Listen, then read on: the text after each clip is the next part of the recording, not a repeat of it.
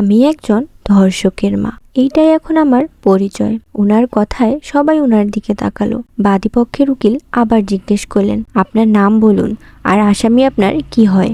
আমার ছেলে। আমি একজন ধর্ষকের মা, আমিও একজন আসামি। কারণ যারা ছেলে জন্ম দেওয়াকে নিজের পরিচয় মনে করে, সে মাও সমান অপরাধী। উনার এই কথায় এবার চোখ তুলে তাকালেন বিচারক শাহেদা খানম। আজ ধর্ষকের অভিযোগে এক মা তার ছেলেকে ধরিয়ে দিয়েছে, তার কেস চলছে। একদিকে কাঠগড়ায় তার ছেলে ইমনকে দাঁড় করানো হয়েছে।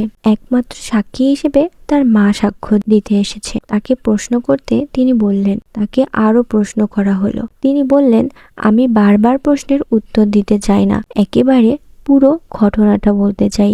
উকিল বলল, এত সময় কারণেই। কিন্তু শাহেদা খানম বললেন, থাক, বলতে দেওয়া হোক উনাকে। সবাই এসব মামলায় ছেলেকে বাঁচাতে চায়, আপনি কেন ওর বিরুদ্ধে সাক্ষ্য দিতে চাইছেন? মহিলা এইবার উনার দিকে তাকালেন, বললেন, আমি ওকে ধর্ষক বানিয়েছি, আর আমি চাই ওর যা শাস্তি হবে তা যেন আমারও হয়, কারণ আমিও সমান অপরাধী। কি বলতে চাইছেন ঠিক করে বলুন। মহিলা চোখ বন্ধ করে দীর্ঘশ্বাস ফেললেন, তারপর বলতে শুরু করলেন, আমি ছিলাম ঘরের মেজ বউ। আমার বড় জায়ের 3টা মেয়ের পর আমারও 3টা মেয়ে হলো। ছোট জায়েরও একটা মেয়ে। তখন আমার ছেলে হলো।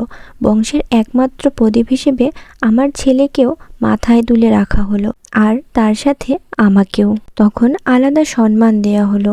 শাশুড়ি আমার হাতে সংসারের চাবি তুলে দিয়ে যখন গত হলো, তখন সবার আলাদা সংসার হলো। ছোট জায়েরও একটা ছেলে হলো, কিন্তু আমার দাপট কমলো না, উল্টো বাড়লো।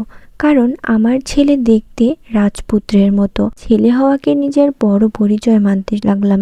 ছেলে হওয়াতে আমার স্বামীও অনেকটা নিশ্চিত হয়ে আমার কাছে সব জমি জমা ছেলের নামে করে দিল।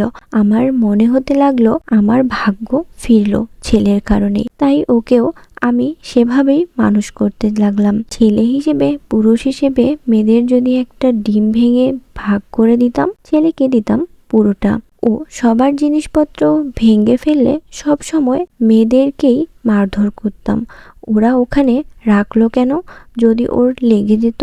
বড় 2 মেয়ে বড় ছিল, তারা বুঝে গিয়েছিল ভাই ওদের ঘরের সব, ওরা তো চলেই যাবে। তাই ওরা ভাইকে ভালোবাসতো। ওদের বিয়ে হয়ে গেল, কিন্তু ছোট মেয়ে ইতি অনেকটা ছেলের পিঠে পিঠি, তাই ওদের ঝগড়া হতো।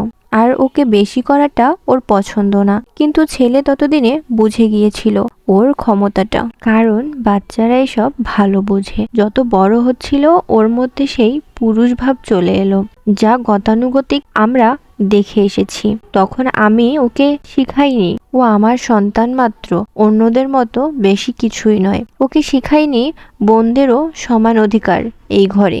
যখন ইতি পড়তে বসতো,